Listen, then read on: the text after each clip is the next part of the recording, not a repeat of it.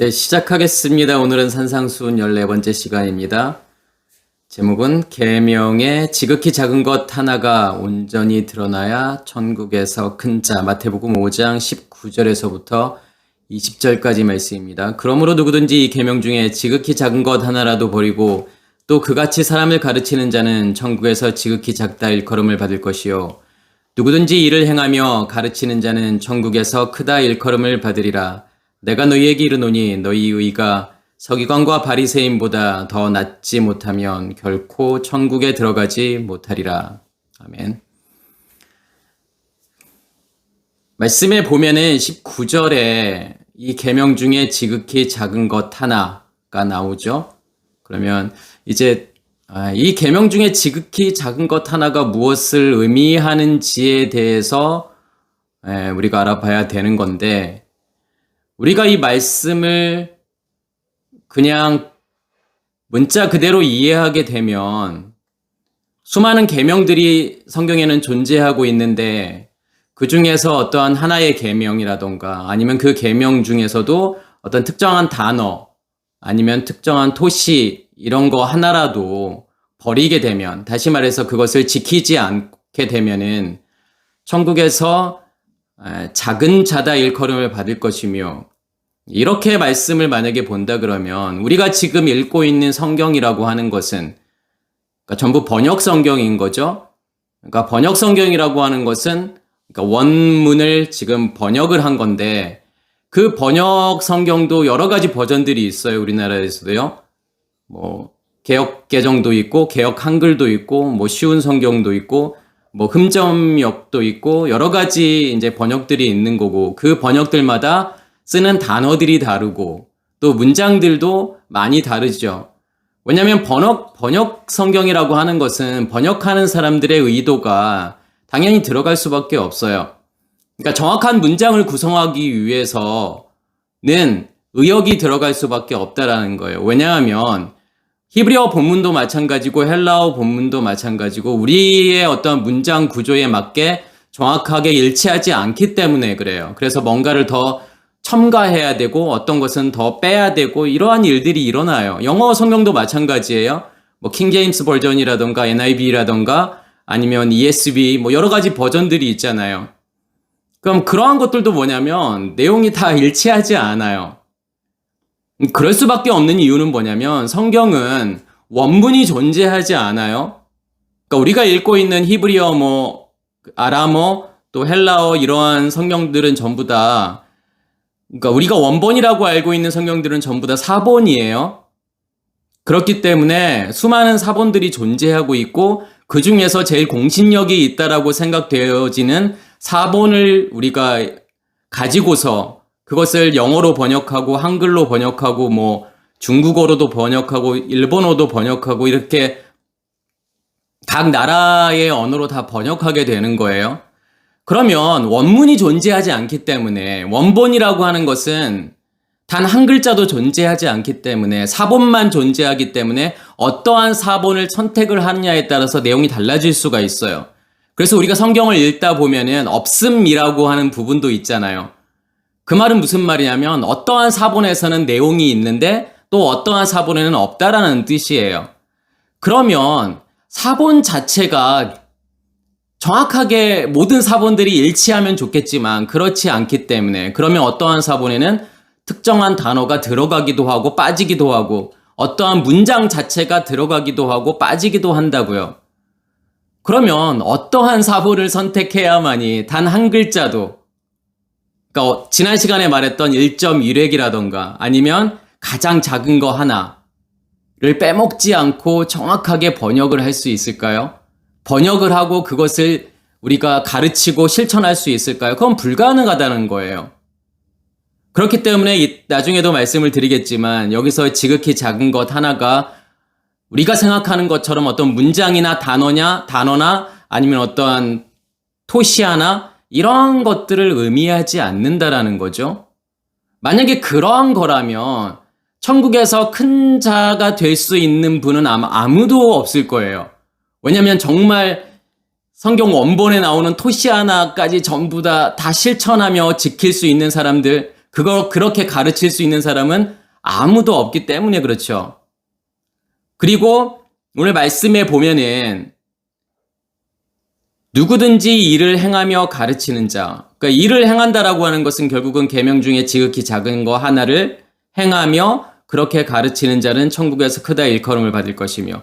그러면 우리가 성경에 나오는 모든 계명들, 그 계명들을 다 지키고 있는 사람이 있을까요? 다 지킬 수도 없어요. 왜 그러냐면 우리가 선택적으로 어떤 것은 지키고 어떤 것은 안 지키고 있잖아요. 지킬 것 같은 거, 지킬 수 있는 것들만 지키고 지키지 못하는 것들은 어떻게 변명을 하죠? 아, 이것은 예수께서 다 이루셨기 때문에 할 수 없어. 지금도 소잡고 양잡고 그런 거 안 하잖아요. 제사 안 하잖아요. 왜 안 하죠? 아, 예수께서 다 이루셨기 때문에. 우리 절기 안 지키잖아요. 유월절 안 지키고 무교절 안 지키고 초실절 또 나팔절, 속죄일 이런 거 안 지키잖아요. 안 지키는 이유가 뭐냐면 예수께서 십자가에서 그걸 다 이루셨기 때문에 우리는 그렇게 행위로 지키는 거 아니야 라고 말하면서 또 어떤 건 지킨다고요. 그러면 안 지키려면 전부 다 예수께서 어떤 것만 이루고 어떤 건 이루지 않은 게 아니라 전부 다 이루었다면 전부 다 지키지 말아야 되는 거잖아요. 전부 다 지키지 말거나 전부 다 지키거나 그렇게 해야 되는데 그렇지 않잖아요, 우리는요. 성경에서 진짜 나오는 그러한 법들을 안 지키잖아요, 지금요. 출애굽기 레위기에 나오는 그러한 법들. 사람들과의 관계 속에서 아니면 종에 관한 법이라던가 아니면 배상에 관한 법이라던가 아니면 피부에 뭔가 옴이 났다라던가 아니면 나병이 났다던가 피부 질환이 있을 때 어떻게 하라는 거. 그거 지금 안 지키잖아요. 그리고 지금 제가 지난 시간에도 말씀을 드렸던 것처럼 가늠하다 붙잡혀 온 사람에게 어떻게 해야 되면 돌을 던져야 돼요. 반드시 죽이라고 했어요. 그러한 법들도 우리 지키지 않잖아요. 그러니까 선택적으로 어떤 것만 지키게 되죠. 일곱 절기도 안 지키면서 유일하게 지키는 것은 추수감사절. 이건 지키잖아요. 제가 무슨 말을 드리고 싶은 거냐면 우리의 행위로는 이 계명 중에 지극히 작은 것 하나 전부 다 지킬 수 없다라는 거예요. 그렇기 때문에 오늘 말씀은 우리가 알고 있는 것처럼 문자적으로 그렇게 이해할 수 있는 말씀이 아니라는 거죠. 내가 명령했던 거, 내가 너희에게 시켰던 거, 하라고 했던 거, 하지 말라고 했던 거, 그것들 전부 다 지켜야 돼. 하나라도 지키지 않으면 너희는 천국에서 절대로 큰 자가 될 수 없어. 천국에서 간신히 천국에 들어가거나 천국에서 가장 작은 자의 상태에 있을 수밖에 없다라고 그렇게 이해할 수밖에 없는 거잖아요. 그러니까 이 말씀은 그걸 말하고 싶은 게 아니죠. 제가 지난 시간에 무엇에 대해서 말씀을 드렸냐면 지난 시간에 말씀을 이해한다 그러면 오늘 말씀도 같은 것을 설명하고 있기 때문에 충분히 이해할 수 있다라는 거예요. 지난 시간에 무엇에 대해서 말씀을 드렸냐면 율법의 1.1획에 대해서 제가 말씀을 드렸죠. 1점이고 1뿌리예요. 지금 누구를 이야기한다고 말씀을 드렸냐면 예수 그리스도를 이야기하는 거잖아요. 복음이라고 하는 것이, 우리의 믿음이라고 하는 것이 어떻게 시작해서 어떻게 완성이 되는지를 보여주는 것이 1.1획이라는 거예요. 그러면 1점이라고 하는 것은요, 내가 예수와 함께 십자가의 죽음을 죽고 그 생명이 내 안에 심겨졌을 때 그것을 씨라고 이야기하고 그것을 또한 겨자씨라고 이야기하고 또 그것을 빛이라고 이야기하고 불이라고 이야기하는 거잖아요. 그게 예수와잖아요. 그렇게 시작해서 뿔이라고 하는 것은 결국은 높다라는 뜻이잖아요. 꼭대기를 의미하는 거죠. 나의 머리가 어떻게 된 거냐면 그리스도가 나의 머리가 되었다라고 하는 의미죠. 그게 구원의 뿔인 거예요. 그래서 뿔이라고 하는 단어는 이렇게 콧즈라고 하는 단어는 굿즈에서 제가 왔다라고 말씀을 드렸고 굿즈라고 하는 것은 결국은 추수를 의미한다. 그러니까 씨가 뿌려지고 추수가 되어지고 그것이 저장되는 수장절까지의 모든 7 절기의 내용들을 이야기하는 거죠. 구원의 완성이라고 하는 거예요. 결국은 1.1획이라고 하는 것은 예수 그리스도를 통해서 어떻게 우리 안에 그 믿음을 완성하시는지 그 구원을 완성하시는지, 그 천국을 완성하는지 그것을 설명한다 그러면 오늘 말씀도 마찬가지로 당연히 그것만을 설명하고 있어야 맞는 거죠. 그래서 여기에서 이제 계명이라고 하는 단어가 나오죠. 이제 지난 시간에는 율법이라고 하는 단어가 나왔고, 그래서 율법이라고 하는 단어는 토라라는 단어를 쓴다고 제가 말씀을 드렸고, 토라라고 하는 단어는 야라에서 온 단어인데, 이 야라라고 하는 단어는 뭔가를 던지다, 기초를 세우다, 토대를 만들다, 그 다음에 양육하다, 가르치다 이런 뜻이 있다고 말씀을 드렸어요. 토라라고 하는 것은 결국은 무엇이 우리 안에 던져지는 거냐면 예수와 함께 십자가의 그 죽음을 죽음으로 그 생명이 내 안에 던져지는 거예요. 뿌려지는 거예요. 그걸 통해서 무엇의 토대가 만들어지는 거냐면 믿음의 토대가 만들어지는 거죠. 그리고 자라나는 거. 그러면 오늘 말씀에 이 계명이라고 하는 것은 엔톨레라는 단어를 써요. 이 엔톨레라고 하는 단어는 계명, 명령이라는 뜻이고 엔텔로마이라는 단어에서 온 건데 이 엔텔로마이라고 하는 단어는 명령하다라는 뜻이에요. 근데 이 단어는 엔이라고 하는 전치사와 그 다음에 텔로스라는 단어에서 온 거예요. 근데 엔은 뭐뭐 안에서라는 뜻이고 텔로스라고 하는 단어는 끝, 마지막이라고 하는 거고 완성을 의미하는 거예요. 그러면 뭐뭐 안에서 텔로스, 완성하다라는 것이 계명이라는 거죠. 그러니까 율법이라는 것도 마찬가지고 계명이라고 하는 것도 마찬가지고 누구를 설명하는 단어들인 거냐면 예수 그리스도를 설명하는 단어들인 거예요. 그렇지만 포인트가 조금 다르다라는 거죠. 율법이라고 하는 이 토라라는 단어를 통해서 무엇을 설명하고 싶은 거냐면 무엇이 시작이냐, 어떻게 예수 그리스도로부터 시작이 되느냐를 설명하는 거라면 이 계명이라고 하는 것은 뭐냐면 어떻게 그걸로 완성이 되느냐, 어떻게 예수 그리스도를 통해서 내 안에 복음을 완성하느냐, 천국을 완성하느냐, 지금 이걸 설명하고 있는 거예요. 우리가 어떻게 보면은 율법이 있고 율법의 세부 항목들을 계명이라고 생각할 수도 있죠. 그래서 10계명, 대표적인 게 이제 10계명을 들 수 있겠고, 그렇지만 그러한 것을 설명하고 싶은 것이 아니라 율법이라고 하는 걸 통해서 그리고 계명이라고 하는 걸 통해서 복음의 시작과 마지막, 복음의 끝에 대해서 이제 설명을 하고 있는 거예요. 그러면 이 계명이라고 하는 것이 결국은 복음이라고 하는 것을 설명하는 거고 예수 그리스도라고 하는 것을 설명한다 그러면 지극히 작은 것 하나는 무엇을 의미하는 걸까요? 제가 지난 시간에 설명을 드렸던 것처럼 1점이라고 하는 거, 그러니까 유드라고 하는 단어, 그러니까 유드라고 하는 자음을 의미하는 거죠. 히브리어에서요. 10번째 자음이에요. 그래서 숫자값이 10이라고 하는 숫자값을 가지고 있는 게 유드죠. 그럼 유드라고 하는 것은 결국은 10을 하나로 우리가 받는 건데 그 10을 하나로 받는다라고 하는 것은 11조를 받는다라고 하는 것은 결국은 무엇을 의미하는 거냐면 내가 예수와 함께 십자가의 죽음을 죽었다라고 하는 거예요. 그런데 왜 가장 작은 것 하나 이렇게 표현했을까요? 그 생명을요. 가장 작다라고 하는 것은 결국은 없음이라고 하는 것에서부터 시작하는 거기 때문에 없던 것이 새로 생겼기 때문에 뭐라고 표현하는 거냐면 가장 작다라고 표현하는 거예요. 그래서 성경에서도 그것을 겨자씨라고 표현하는 거죠.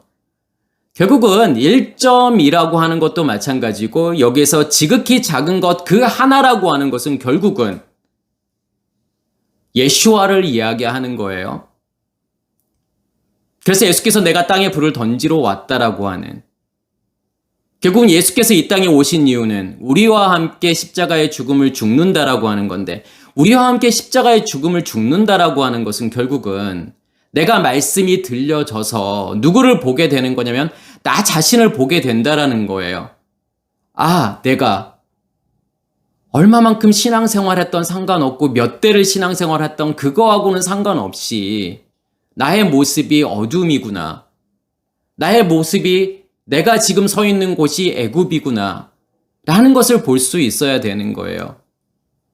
그래서 그게 단번에 죽었다라고 이야기를 하는 거예요. 그게 순간 나로 하여금 인식하게 만드는 거예요. 나의 모습을 보게 만드는 거예요. 말씀이 들려져야 되는 거죠. 그것을 십자가의 죽음을 죽었다라고 하는 거고, 그렇게 되었을 때 무엇이 임하게 되는 거냐면 그 생명이 내 안에 임하게 되는 거죠. 첫째 날에 빛을 간직하게 되는 거고 내 마음 땅에 불이 타게 되는 거예요. 이제 그것을 1점이라고 이야기하는 거고, 1점이라고 하는 것이 결국은 지극히 작은 것 그 하나를 이야기하는 거죠. 아, 내 안에 심겨져 있는 그 겨자씨를 의미하는 거구나. 그 빛을 의미하는 거구나.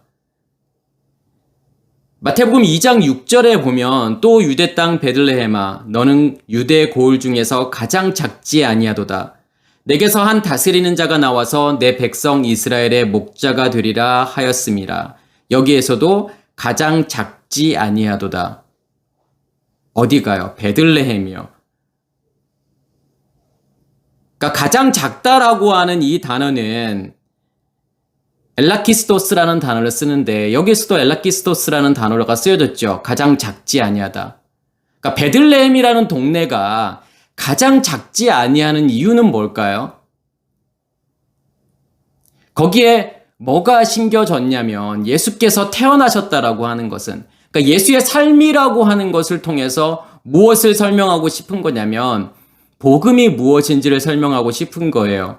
예수의 십자가의 죽음과, 그러니까 예수의 탄생과, 그 다음에 세례와, 예수의 죽음과 부활과, 그리고 떠나가심과 다시 오심이라고 하는 그 모든 걸 통해서 무엇을 설명하고 싶은 거냐면 복음을 설명하고 싶은 건데, 예수의 탄생이라고 하는 것은 결국은 가장 작은 것 하나예요.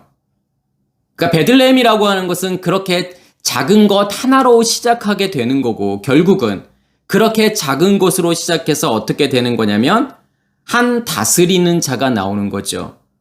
그래서 다스린다라고 하는 것은 지도하다, 양육하다, 통치하다라는 뜻이에요. 무엇으로 통치하는 거예요?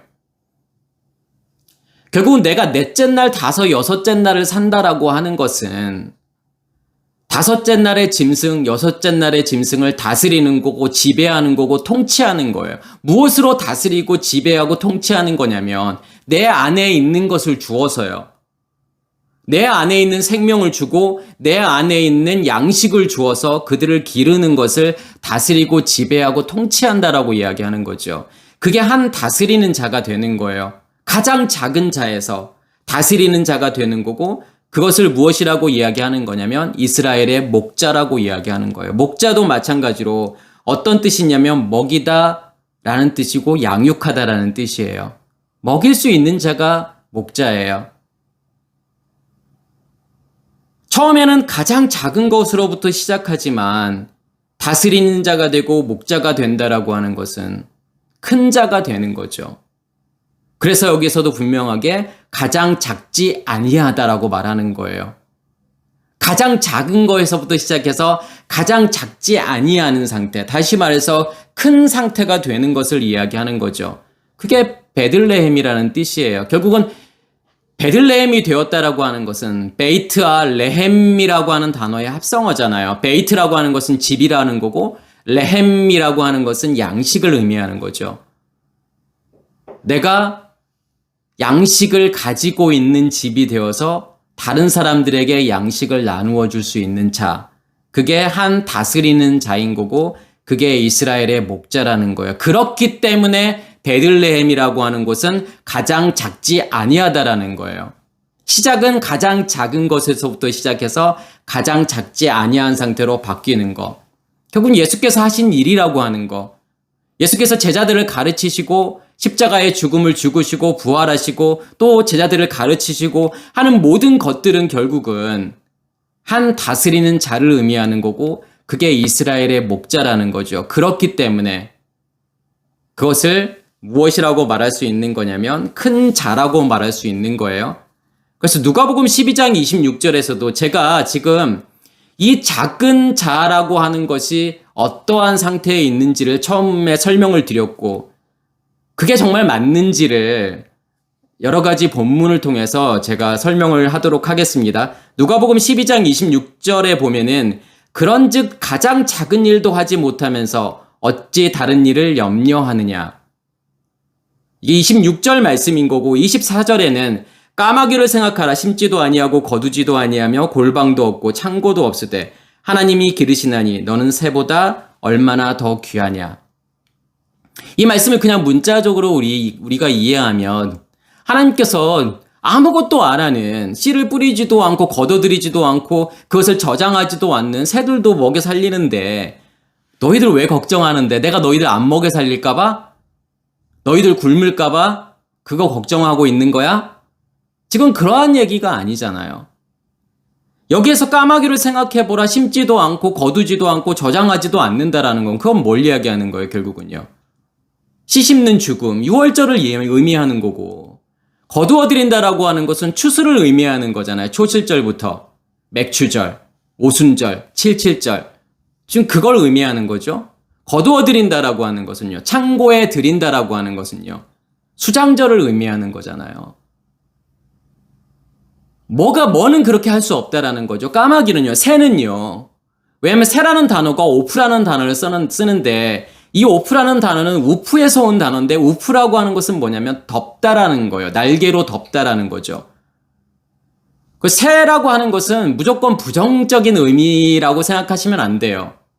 왜냐하면 날개로 덮어 있다라고 하는 것은 두 가지의 의미가 있기 때문에 그래요. 첫 번째는 뭔가 덮어져 있다라는 것은 가리워져 있다라는 거기 때문에 비밀이라는 거죠. 누가 비밀일 수밖에 없는 거죠?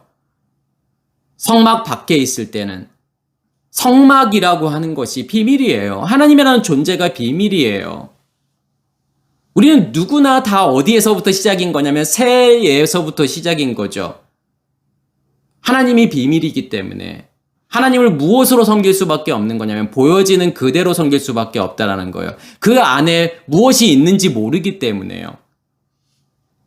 그래서 하나님은 무엇이 될 수밖에 없는 거냐면 우상이 될 수밖에 없다라는 뜻이죠. 그렇지만 또 이 새라고 하는 것은 결국은 또 무엇을 의미하는 거냐면 새의 날개라고 하는 것은 하나님의 보호하심을 의미하는 거잖아요. 그래서 다섯째 날에 이 새라고 하는 것은 두 가지를 다 포함하고 있다라는 뜻이에요. 하나님 보호하심 아래 있지만 여전히 겉사람으로 존재하고 있는 그것을 표현할 때 새라고 표현하는 거고 여기에서는 무엇을 지금 새라고 이야기하는 거냐면 하나님이 비밀인 거예요. 다시 말해서 율법 안에 있게 되면 뭘 할 수 없다라는 거죠. 씨를 뿌릴 수도 없고 씨를 뿌릴 수도 없다라고 하는 것은 내가 예수와 함께 십자가의 죽음을 죽을 수 없다라고 하는 거예요. 그러면 추수하는 것도 불가능한 거고 추수가 없으면 거둬들이는 것도 할 수 없는 거잖아요. 너희는 모두 그냥 새와 같은 존재야.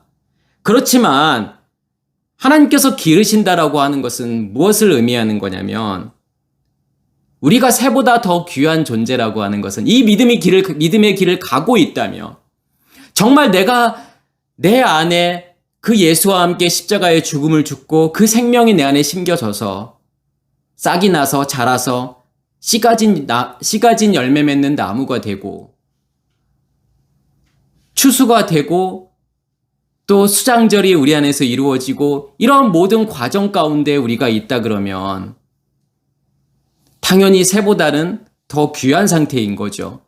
그러면서 그런즉 가장 작은 일도 하지 못하면서 어찌 다른 일들을 염려하느냐. 가장 작은 일이라고 하는 것은 뭘 이야기하는 거죠? 씨 뿌리는 죽으며 너가 예수와 함께 십자가의 그 죽음을 죽고서 그 생명이 너희 안에 심겨지는 그 일이 일어나지도 않았다라는 거잖아요. 어찌 다른 일들을 염려하느냐. 염려라고 하는 이 단어가 메림나우라는 단어를 쓰는데 이 메림나우라는 단어가 염려하다, 근심하다, 걱정하다라는 뜻이고 이 단어는 메리조라는 단어에서 온 건데 메리조라는 단어는 나누다, 분리하다, 분배하다라는 뜻이 있어요. 결국은 왜 염려하는 거죠, 우리가요? 나눈다라고 하는 것은 뭘 나누는 거예요? 선악으로 나눈다라고 하는 거잖아요. 그게 율법이죠. 그 말은 무슨 말이냐면 내 안의 체계에 의해서 내가 지정해놓은 내가 정해놓은 뭐가 존재한다라는 거냐면 선이 존재한다라는 거죠. 이렇게 하는 건 선이야 라는 게 존재하는 거기 때문에 그 선을 하지 않는 거 내가 추구하려고 하는 거, 그거와 반대되는 것은 전부 뭐라고 생각하는 거냐면 악이라고 생각을 하는 거잖아요. 근데 우리는 무엇을 선이라고 이야기하는 거냐면 내 의식의 체계를 가지고서 뭔가 얻으려고 하는 거, 소유하려고 하는 거, 가지려고 하는 거.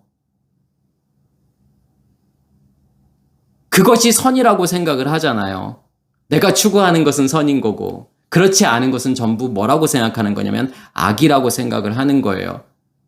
그래서 종교 지도자들이 마찬가지로 자기네들이 추구하는 거, 자기 의식 체계에서는 이렇게 하는 게 선이라고 생각하는 거예요. 하나님의 명령했던 거, 하라고 했던 거 열심히 하고 하지 말라고 하는 거 안 하는 거, 이게 선이라고 했는데 너희들은 왜 이 선이라고 하는 것을 하지 않는 거야? 그렇기 때문에 너희들은 악한 존재야라고 이야기하는 거죠.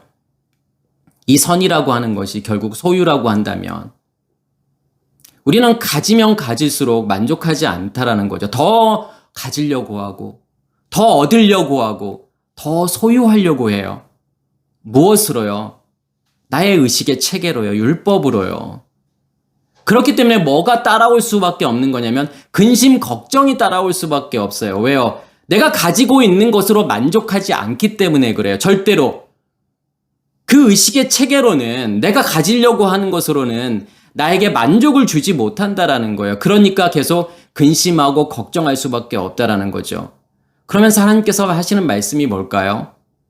너희 안에 그 씨 씹는 죽음이 있었다면, 그리고 너희 안에 추수가 이루어지고 내가 온전히 너희 안에 저장이 되어 있다면, 나만 너희 안에 있다 그러면 뭐 할 수 없다라는 거죠.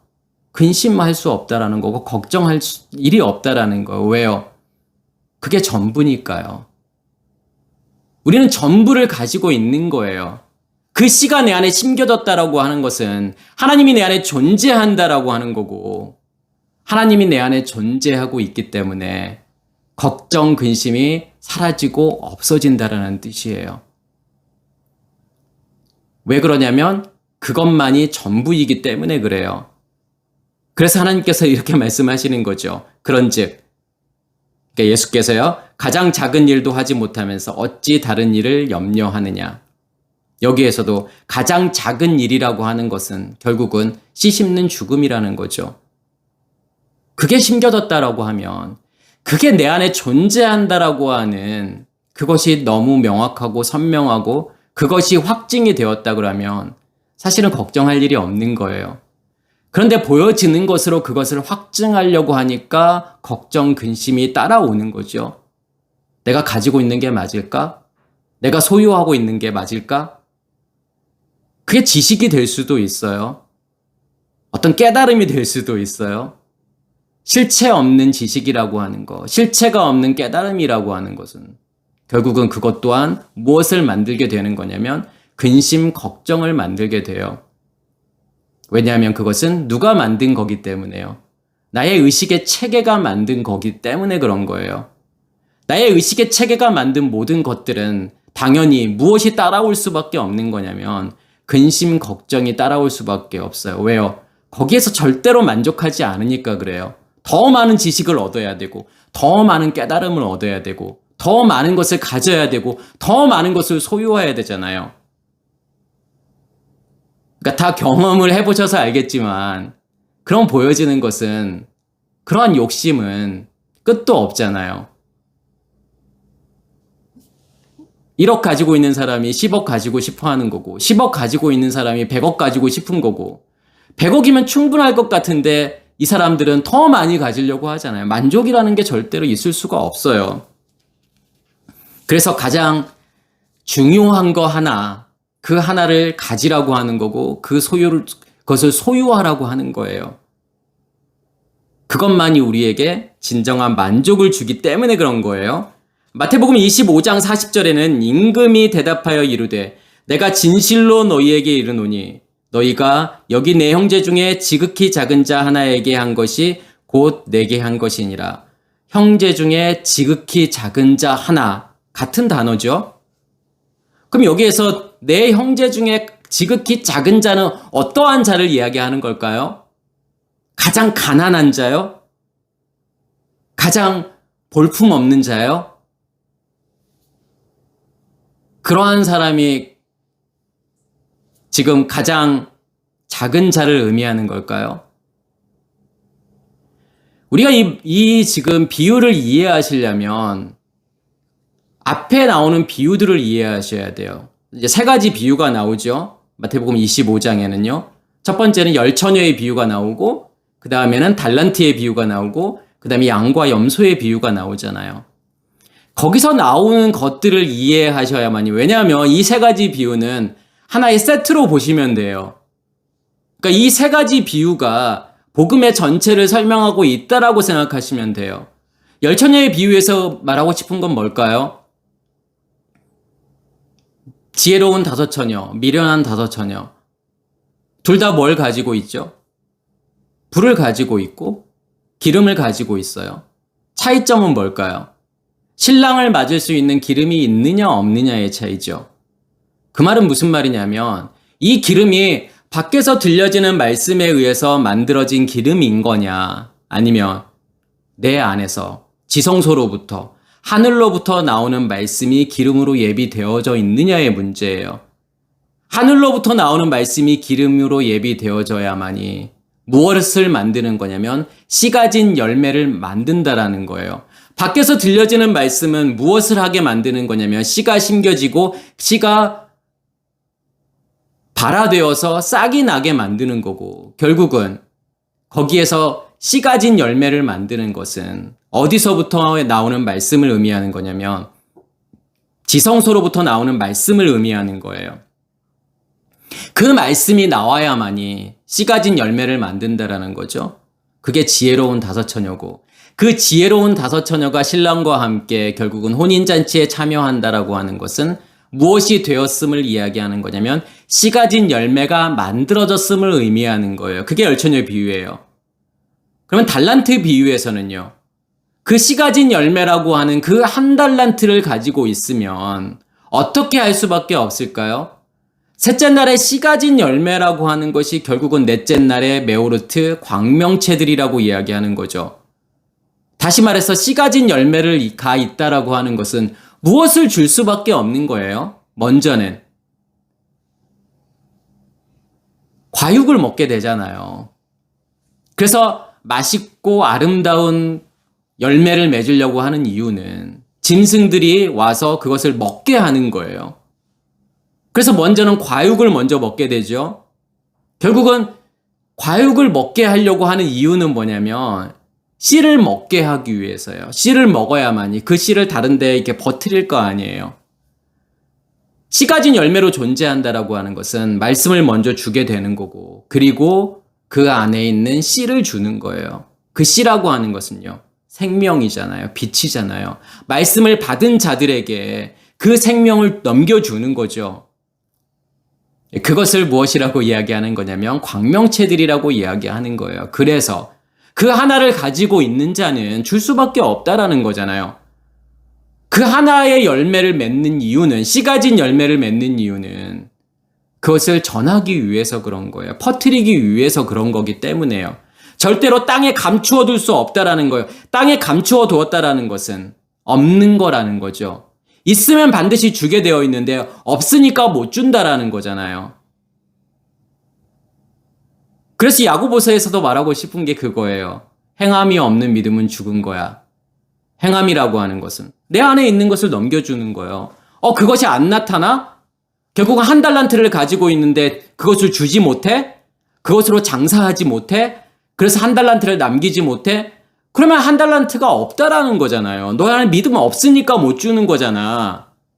그래서 행함이 없는 믿음은 죽은 믿음이라고 이야기하는 이유가 바로 그거예요. 로마서에서 말하는 그 믿음이 너희 안에 실제로 존재하고 있으면 당연히 그게 행위로 나갈 수밖에 없는 건데 없으니까 못 주는 거잖아.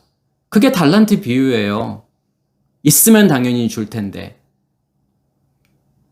그러면 그 한 달란트를 준다라고 하는 것은, 넘겨준다라고 하는 것은 결국은 무엇을 넘겨주는 거냐면 내 안에 있는 생명을 넘겨주는 거잖아요. 내 안에 있는 빛을 넘겨주는 거고 내 안에 있는 풀을 넘겨주는 거란 말이에요. 그게 예슈아니까요.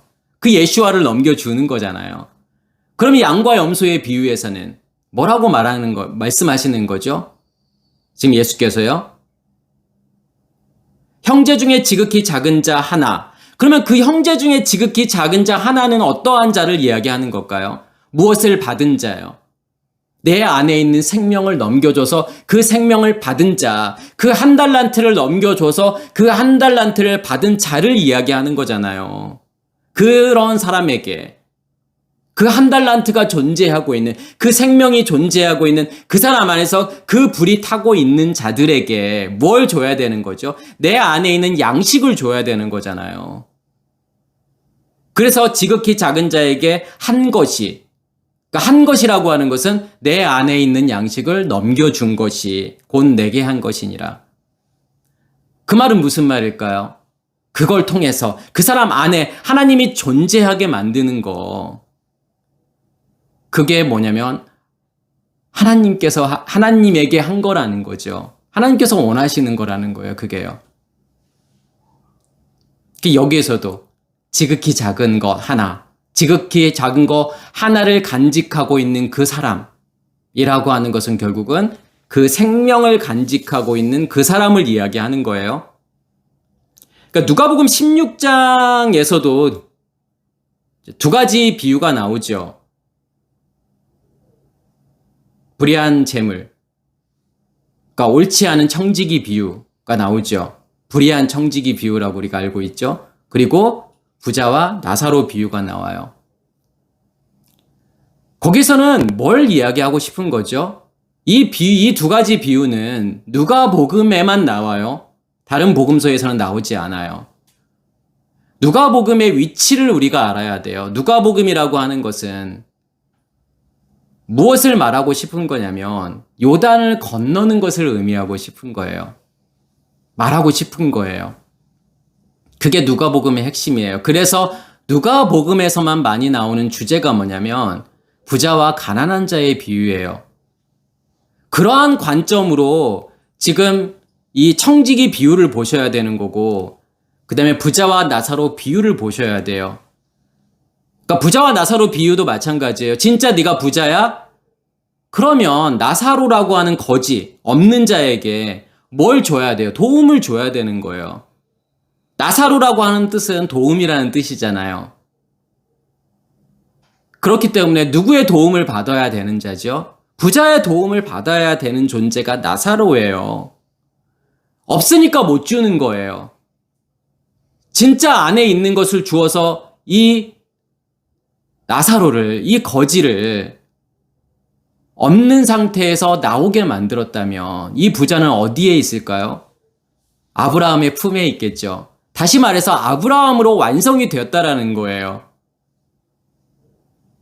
아브라함과 이삭과 야곱과 그 12아들이라는 걸 통해서 결국은 무엇을 완성하시는 거냐면 아브라함을 완성하시는 거잖아요.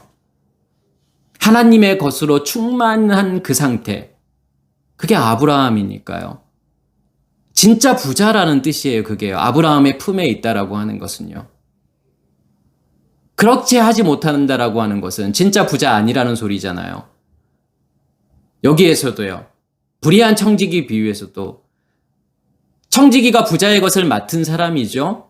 그러면 부자의 것을 가지고 있는 상태예요. 그러면 뭘 해야 되는 거예요? 진짜 부자면요. 진짜 청지기라면요. 다른 사람들의 빚을 탕감해 줘야 되잖아요. 빚을 탕감해 준다라고 하는 것은 뭘 줘야 되는 거예요? 그 사람에게요.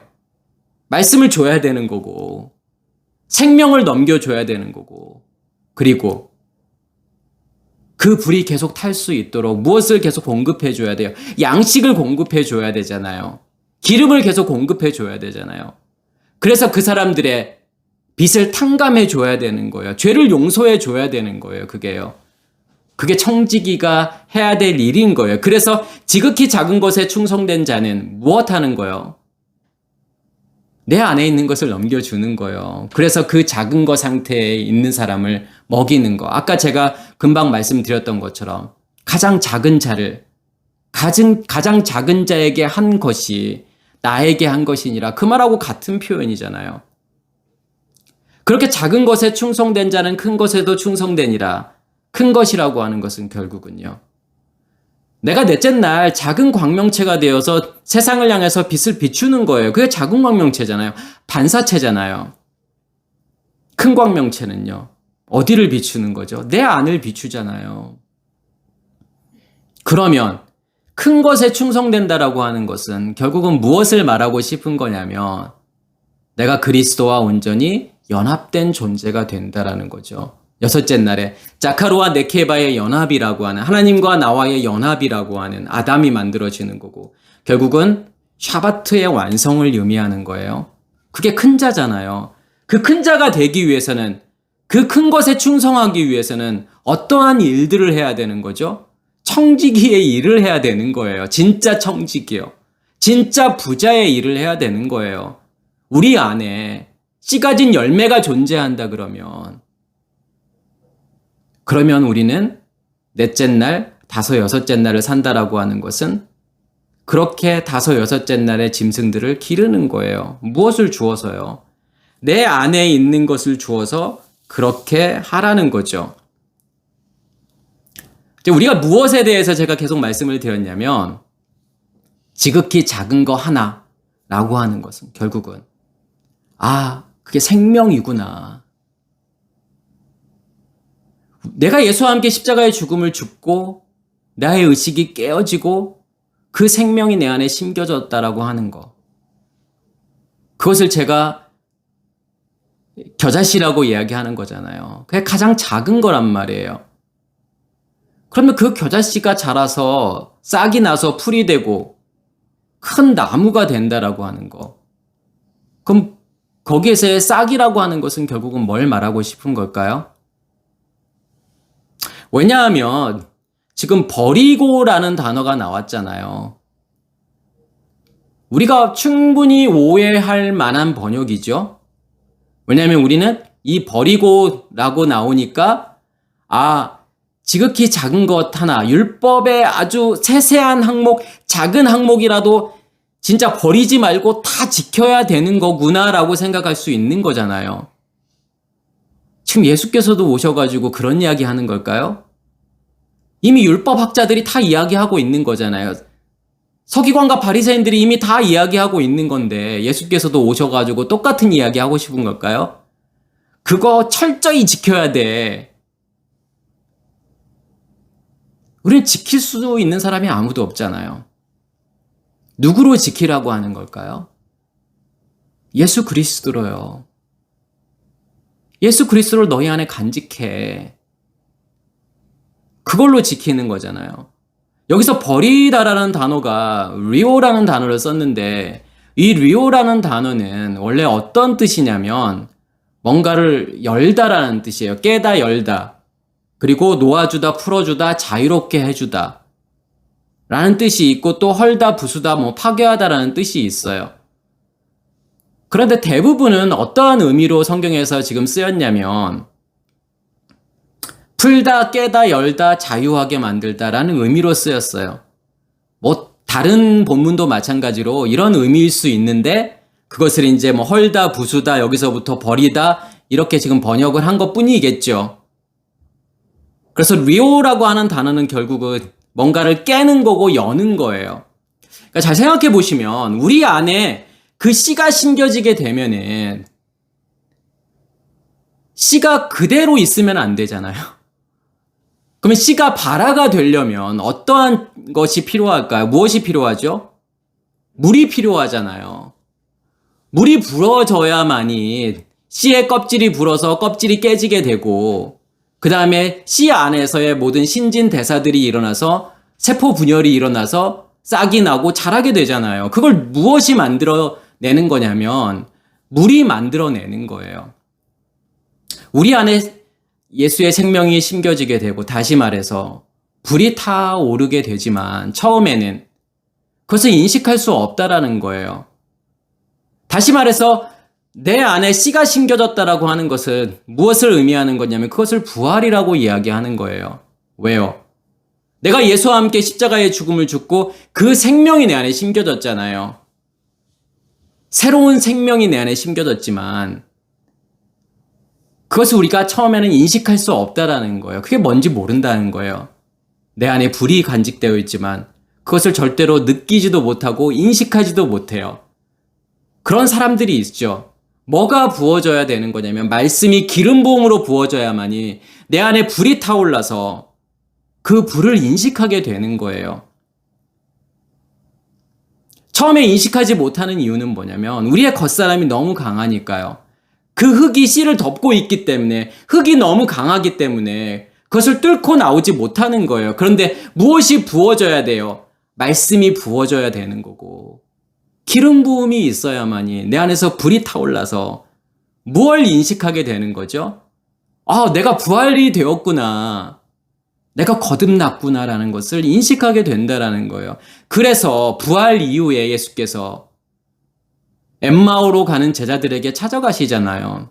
그래서 말씀을 전하게 되죠. 그 말씀이 기름 부음으로 임하기 때문에 그 제자들이 뭐라고 고백하는 거냐면 그 말씀을 들을 때 우리의 마음이 뜨겁지 아니하냐. 그 말은 무슨 뜻이냐면 무엇을 인식하게 된 거냐면 그 생명을 인식하게 되었다라는 거예요. 아, 내 안에 그 생명이 존재하고 있구나. 내 안에 빛이 존재하고 있고 내 안에 그 불이 타고 있구나. 그것을 경험하게 되는 거고 그것을 인식하게 된다라는 거예요. 아, 내가 부활이 되었구나. 내가 부활체로 존재하는 거구나. 라는 것을 영의 몸이 내 안에 존재하고 있다라는 것을 그때 알게 되는 거예요. 그게 부활이라고 하는 거죠. 그래서 셋째 날이라고 하는 것이 부활을 의미하는 거예요. 그래서 왜 예수께서 죽은 지 3일 만에 부활하는 걸까요? 어떤 시간이라던가 날짜 이걸 말하고 싶은 게 아닌 거예요. 3이라는 숫자. 너희 안에 그 생명이 심겨지고 첫째 날에 그렇지만 셋째 날이 돼서야 그것이 드러나게 된다라는 거죠. 그래서 싹이 나온다라고 하는 의미는 뭐냐면 그 생명이 드러나는 것을 싹이 났다라고 이야기하는 거예요. 그 생명을 인식하지 못했는데 어떻게 되어야만이 그 생명을 인식하게 되는 거냐면 싹이 나야 되는 거예요. 분명하게 인식할 수 있다라고 하는 거죠. 경험할 수 있다라고 하는 거예요. 내 안에 그 생명이 있음을요. 그래야만이 우리가 뭐라고 자신 있게 이야기할 수 있는 거냐면 나는 부활했다라고 이야기할 수 있는 거고 나는 거듭났다라고 이야기할 수 있는 거예요. 왜요? 그게 너무 분명하니까요. 예슈아라고 하는 존재가요. 그 빛이요. 그 불이 내 안에서 타고 있음을 그게 너무 선명하고 너무 분명한데 어떻게 우리가 고백하지 않을 수가 있을까요? 내 안에 그 생명이 없다라고요. 내가 부활하지 않았다라고요. 그게 더 어려운 거죠.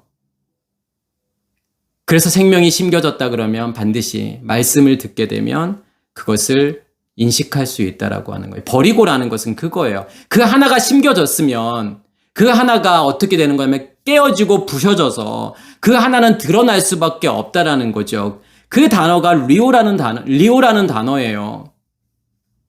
버리고라는 의미가 아니에요. 열렸다라는 거예요. 부셔졌다라는 거고 깨졌다라는 거예요. 무엇이요? 껍질이요. 껍질을 깨고 생명이 나왔다라는 의미예요. 그래서 마태복음 16장 19절에 보면 내가 천국 열쇠를 내게 주리니 내가 땅에서 무엇이든지 매면 하늘에서도 매일 것이요 내가 땅에서 무엇이든지 풀면 여기서 풀다라는 단어가 리오라는 단어죠. 리오라는 단어고 하늘에서도 풀리리라 하시고 그러면 그거 뭘 이야기하고 싶은 거냐면 똑같은 거예요. 제가 앞에서 설명드렸던 것처럼요. 예수께서 베드로에게 뭐라고 말씀을 하시냐면 또 내가 내게 이르노니 너는 베드로라 내가 이 반석 위에 내 교회를 세우리니 음부의 권세가 이기지 못하리라. 베드로라고 하는 것은 반석이라는 뜻이죠. 그 반석 위에 교회가 세워졌다라고 하는 것은 어떤 의미가 있는 거죠? 그 반석에 의해서 그리스도잖아요. 무엇이 만들어진 거죠? 결과물, 씨 가진 열매라고 하는 결과물이 만들어졌다라는 거잖아요. 다시 말해서 넷째 날에 광명체들로 존재하고 있다면 이게 지금 18절 말씀인 거고, 그래서 19절에 예수께서 내가 천국 열쇠를 내게 주리니, 그럼 뭐가 천국 열쇠인 거예요? 내 안에 간직된 거예요. 쉐며, 이름이요. 쉰하고 맴이잖아요. 첫째 날의 빛과 둘째 날의 말씀, 궁창. 이것이 내 안에 있다 그러면 그게 천국을 여는 열쇠예요. 누구의 천국을 여는 열쇠예요? 다른 사람들의 천국을 여는 열쇠란 말이에요. 그것이 있어야만이 천국에 들어갈 수 있는 거예요. 내 안에 있는 생명을 넘겨주고 그 사람에게 뭘 주는 거예요? 씨를 주고 말씀을 주는 거잖아요. 그래서 그 씨가 그러니까 발화하게 되면, 싹이 나게 되면 그것을 뭐라고 이야기하는 거죠? 땅에서 무엇이든지 풀면이라고 말하는 거예요. 그냥 그대로 있으면 매어 있는 거야. 그냥 씨 그대로 있는 거지만, 그런데 너희가 그들에게 말씀을 전해서 그 씨가 싹이 나게 만들면 그게 땅에서 풀린다라고 이야기하는 거죠. 뭐가 풀리는 거냐면 생명이 풀려서 나오는 거예요. 그러면 하늘에서도 풀리리니, 그렇게 되어야만이 뭐가 만들어지는 거죠? 하늘에 의해서 씨 가진 열매가 만들어지는 거잖아요. 앞에서 말씀드렸던 반석, 그리스도, 거기서부터 뭐가 만들어져요? 교회가 만들어진다라고 하는 것은 결국은 하늘에서 풀린다라고 하는 거죠. 씨 가진 열매가 만들어졌다라는 거잖아요. 먼저는 그러기 위해서 씨가 심겨지고 씨가 싹이 나야 된다는 거잖아요. 씨가 싹이 나야만이 뭐가 만들어져요? 씨 맺는 채소가 만들어지고 씨 가진 열매 맺는 나무가 만들어지잖아요. 그게 땅에서 풀리게 되면 하늘에서도 풀린다는 의미예요. 그렇게 씨가 싹이 나면 그걸 통해서 씨 가진 열매 맺는 나무가 되는 거야 라고 말하는 거죠. 그게 베드로라는 거잖아요. 그 천국 열쇠를 누가 가지고 있는 거예요? 그렇게 씨 가진 열매가 있는 사람들은, 그렇게 광명체들로 존재하고 있는 사람들은 뭘 가지고 있는 거냐면 천국 열쇠를 가지고 있다라고 하는 거예요. 반드시 그것을 어떻게 해야 되는 거냐면 열어야 되는 거잖아요. 그대로 있으면 싹이 나지 않는다라는 거잖아요. 반드시 말씀을 전해서 싹이 나게 만들어야 된다라는 거죠. 그러면서 사람을, 그렇게 지극히 작은 거 하나를 버리고 사람을 가르치는 자는 천국에서 작다 일컬음을 받을 것이며, 왜 이렇게 말했을까요? 가르친다라고 하는 것은 드러내는 건데, 그게 시작이잖아요. 내 안에 씨가 심겨지게 되고 거기서부터 생명이 자라나게 되는 거, 생명이 드러나게 되는 거, 그게 천국의 시작이라는 거예요. 왜냐하면 천국이라고 하는 것은요, 하늘에 의해서 만들어진 땅을 이야기하는 거죠. 그게 천국이잖아요. 하늘에 의해서 만들어진 씨 가진 열매를 의미하는 거예요. 그렇기 때문에 이제 씨 가진 열매가 되는 시작이라고 하는 것은 싹이 먼저 나야 되는 거잖아요. 씨 그대로 있으면 안 되는 거예요. 씨에서 싹이 나야 되는 거죠. 그것을 내가 인식할 수 있어야 돼요. 내 안에 그 생명이 존재하고 있구나. 내 안에 그 빛이 존재하고 있구나.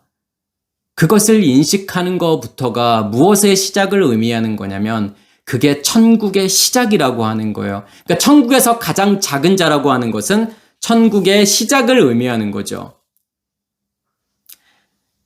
그래서 여자가 낳은 자 중에 세례 요한보다 큰 이가 일어남이 없도다. 그러나 천국에서 극히 작은 자라도 그보다 크니라. 세례 요한의 때부터 지금까지 천국은 침노를 당하나니 침노하는 자는 빼앗느니라. 여기에서 여자가 낳은 자 중에, 그러니까 요한이 나오잖아요. 제가 예전에도 한번 말씀을 드렸는데 신약 성경은 누구로부터 시작해서 누구로 끝나는 걸까요? 그러니까 요한으로 시작해서 요한으로 끝나죠. 세례 요한으로 시작해서 사도 요한으로 끝나요. 요한계시록이. 그렇게 끝나잖아요. 그 말은 무슨 말이죠? 요한이라고 하는 단어는 뭐냐면 요하난이라는 단어인데, 이 요하난이라는 단어는 뭐냐면 여호와께서 하난, 은혜를 베푸셨다, 긍휼을 베푸셨다, 자비를 베푸셨다, 이런 뜻이에요. 그럼 어떻게 했을 때 자비를 베풀고 긍휼을 베푸시는 거죠?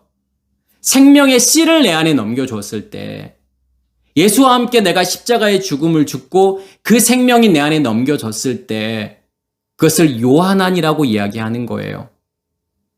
그리고 어떻게 완성이 되는 거죠? 그것만으로 완성이, 그것이 내 안에 전부.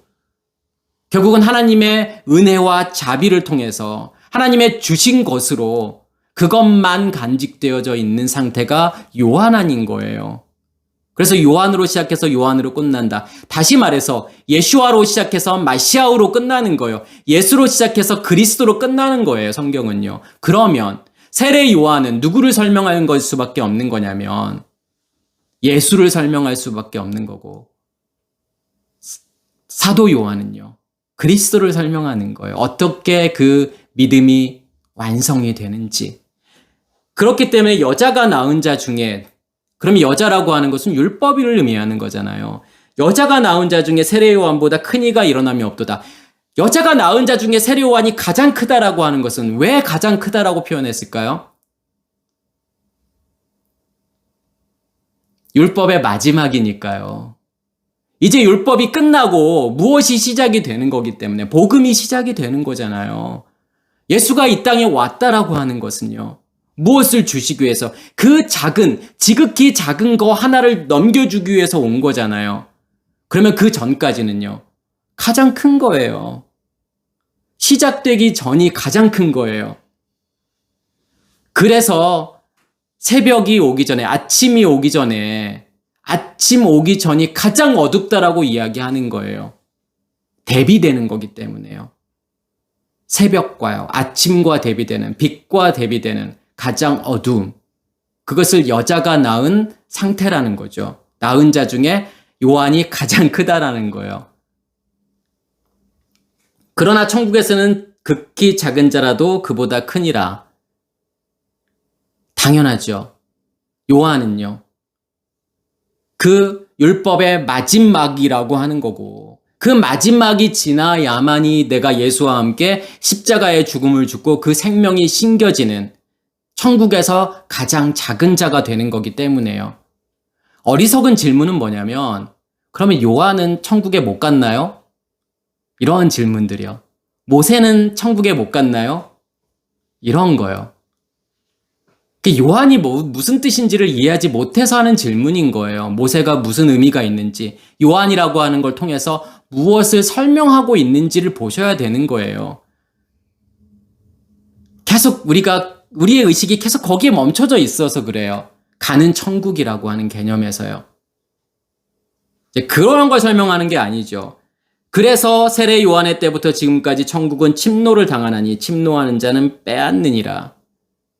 세례 요한의 때부터 결국은 그 율법이 죽고 예수의 생명이 심겨지는 가장 작은, 천국에서 가장 작은 자의 상태에서 시작해서 무엇이 뚫고 들어오는 거예요. 결국은요. 하늘이 만들어져서 그 하늘이 땅으로 뚫고 들어와서 이 땅을 하늘로 만들어 버리는, 다시 말해서 요한의 완성을 의미하는 거죠.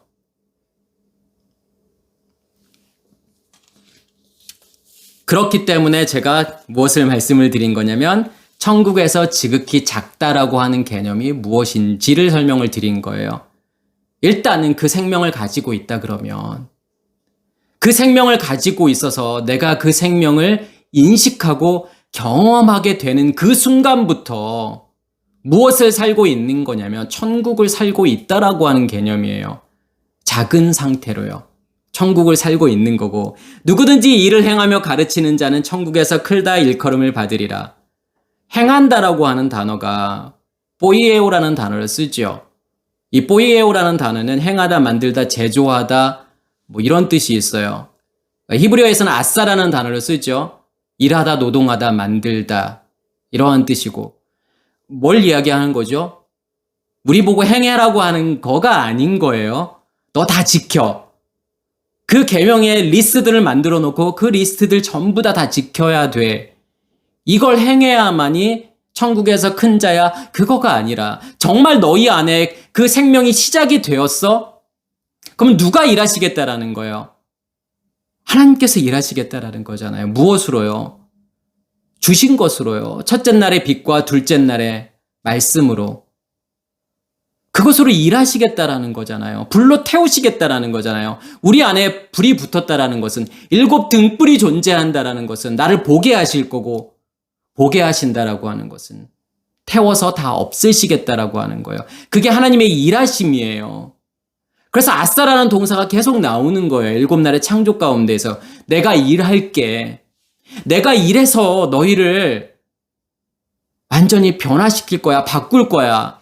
너의 겉사람을 죽일 거야. 너희 안에 존재하고 있는 그 율법, 선악의 지식의 나무라고 하는 거, 그거 다 없앨 거야. 내가 너희 안에 무엇으로 존재해서요?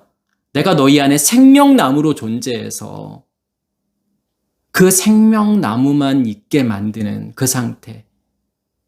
그게 천국에서 큰 자라고 하는 거예요. 모든 건 과정이에요. 누구는 천국에서 작은 자고 누구는 큰 자고 그런 개념이 아니에요. 누구나 작은 거에서부터 시작하는데 결국은 하나님의 일하심이라고 하는 것은 어떠한 상태로 만드시겠다는 거냐면 큰 자로 만드시겠다라는 거예요. 천국에서 큰 자는. 나의 의식이 죽으면 죽을수록 천국에서는 큰 자가 되는 거예요. 나의 겉사람이 죽으면 죽을수록요. 그게 십자가라고 하는 거예요. 그게 죽음이라고 이야기하는 거예요. 죽은 만큼 하나님을 인식하게 되는 거고 죽은 만큼 하나님을 경험하게 되는 거예요. 내 겉사람이 죽은 만큼요. 하나님은 드러나게 되어 있다라는 거예요. 하나님을 인식하게 되어 있는 거예요. 그래서 여기서도 일을 행하며 가르치는 자는 하나님께서 일하시는 거고 그 일하심을 드러내는 게 되면 그걸 통해서 무엇을 만드시는 거냐면 천국에서 큰 자를 만드시겠다라는 거죠. 그리고 내가 너희에게 이르노니 너희의 의가 서기관과 바리새인보다 더 낫지 못하면 결코 천국에 들어가지 못하리라. 여기에서의 서기관과 바리새인이라고 하는 것은 여자가 낳은 자 중에 가장 큰 자 요한을 이야기하는 거잖아요. 예수께서 서기관과 바리새인들을 말씀하신 이유는 누구보다도 하나님의 말씀을 잘 지키려고 했던 사람들이에요. 서기관들이요. 그 글씨 하나 안 틀리려고 그 노력했던 사람들이 서기관이고요. 바리새인들은요. 어떻게 하면 하나님의 말씀을 철저하게 지킬까 연구하고 노력했던 사람이에요. 자기의 목숨까지도 아낌없이 줄 수 있는 사람들이 바리새인이었어요. 우리가 너무 바리새인들을 너무 오해하는 부분들이 있어요. 그러니까 예수께서 십자가에 못 박혀 돌아가시기 전에도 수많은 바리새인들이 죽었어요. 왜요? 자기의 그 신앙을 지키기 위해서요. 하나님 잘 믿어보려고요. 그렇게 하다가 정말 많은 바리새인들이 죽었어요. 우리는 그것보다 그 서기관과 바리새인보다 더 나을 수 있을까요? 그 의의보다 더 나을 수 있을까요? 그렇지 않아요. 전혀 다른 의의라고 하는 거예요. 요한은 여자가 낳은 자 중에 가장 큰 자이지만 그건 율법이니까. 서기관과 바리새라는 뜻은 어떤 뜻이냐면 그러니까 서기관이라고 하는 것은 사페르라는 뜻인데 사페르라는 뜻은 뭐냐면 사파르에서 온 단어예요. 뭔가 새기다, 쓰다라는 뜻이에요. 그래서 하나님의 말씀을 필사하는 자들이 서기관들이잖아요. 옮기는 자들이에요. 그러니까 무엇이 내 안에 새겨져 있느냐의 문제죠. 어떠한 질서가, 어떠한 체계가, 어떠한 시스템이 내 안에 존재하고 있느냐예요. 뭔가가 새겨졌다라고 하는 것은요. 어떠한 프로그램이 내 안에 존재하고 있다라는 거죠. 바리새인이라고 하는 것은요. 파라시라는 뜻인데 파라시라고 하는 뜻은 뭐냐면 나누다, 구분하다, 규정하다, 명확히 보여주다, 펼치다, 확장하다라는 뜻이 있어요. 내 안에 서기관이라고 하는 선악의 지식의 체계라고 하는 시스템이 존재하고 있으면 그 질서가, 그 체계가 존재하고 있으면 그것으로 뭐 할 수밖에 없는 거죠? 나눌 수밖에 없다라는 거잖아요. 제가 앞에서도 설명했던 것처럼요. 내가 가지고 있는 게 선이라는 거예요. 내가 가지고 있는 것으로 하는 모든 것이 선이라고 생각하는 거예요. 뭘 가지고 있으면서도요. 선악의 지식의 체계를 가지고 있으면서도 내가 보는 거, 내가 행하는 거, 이 모든 것이 다 선이라고 생각하는 거고 그것을 하지 않는 것을 악이라고 생각하잖아요. 나누잖아요. 구분하잖아요. 그들은요. 그렇지만 진짜 서기관, 다시 말해서 내 안에 하나님의 질서, 체계가 존재한다 그러면, 생명나무가 내 안에 존재한다 그러면 나누고 구분하게 되잖아요. 무엇을 나누고 구분하게 되죠? 속사람으로 겉사람을 보게 되는 거예요. 겉사람이 무엇인지를 분명하게 보게 된다라고 하는 거예요. 그 선악의 지식의 체계가 어떠한 것인지를 알게 되는 거예요. 그래서 나누다, 구분하다, 규정하다, 명확히 보여주다. 명확히 보게 되는 거잖아요. 내 안에. 하나님이라는 존재가 내 안에 있구나. 그 질서가, 그 체계가. 그래서 그것으로 내가 지금 선악의 지식의 나무라고 하는, 율법이라고 하는, 죄라고 하는 것을 내가 보고 있구나라는 것을 알게 된다라고 하는 거예요. 그러면 아까 펼치다, 확장하다라는 뜻도 있다고 그랬잖아요. 하나님의 것이요, 내 안에서 펼쳐지고 확장되어져 가는 거예요. 그게 뭐냐면 진정한 의미에서의 서기관과 바리새인들이에요. 무엇이 내 안에 간직이 되어져 있느냐의 문제겠죠. 지금 예수께서 너희 의가 서기관과 바리새인보다 더 낫지 못하면 천국에 들어가지 못하리라. 아까 제가 말씀을 드렸던 것처럼 여자가 낳게 되면 여자가 낳은 상태, 율법이라고 하는 선악의 지식의 체계가 낳은 모든 것들은 바리새인과 서기관일 수밖에 없고 천국에 들어갈 수 없다라는 거죠. 천국이 만들어질 수 없다라고 하는 거예요. 그렇기 때문에 뭐가 필요한 거냐면 그 작은 거 하나요. 그 계명 중에 극히 작은 거 그 하나가 내 안에 존재하고 있느냐. 여기에 우리가 신경을 써야 되는 거예요. 우리가 이 땅에 온 이유는 그거밖에 없다니까요. 그 하나가 심겨지기 위해서요. 그 하나가 내 안에 심겨졌다 그러면, 그 하나가 심겨져서 그 하나가 온전히 드러났다 그러면 전부를 가진 거란 말이에요. 그 하나가 없으면요, 무엇으로 살 수밖에 없는 거냐면 여자가 낳은 자로 살 수밖에 없는 거고 서기관과 바리새인의 상태로 그 의로 살 수밖에 없는 거예요. 그러면 천국과는 아무 상관이 없다라는 거예요. 아무리 많은 것을 가지고 있어도요, 아무리 많은 것을 누리고 있어도요, 그건 하나님의 것과 아무 상관이 없다라는 거예요. 그걸 가지고 있어야만이 뭐가 사라지고 없어지게 되냐면 우리의 겉사람이 사라지고 없어지는 거고 우리의 근심, 걱정이 사라지게 되는 거예요. 왜요? 사람들이 갖지 못하고 있는 전부를 가지고 있기 때문에요. 이 하나만을 소망하시는 우리 모두가 되기를 간절히 소원합니다. 마치겠습니다.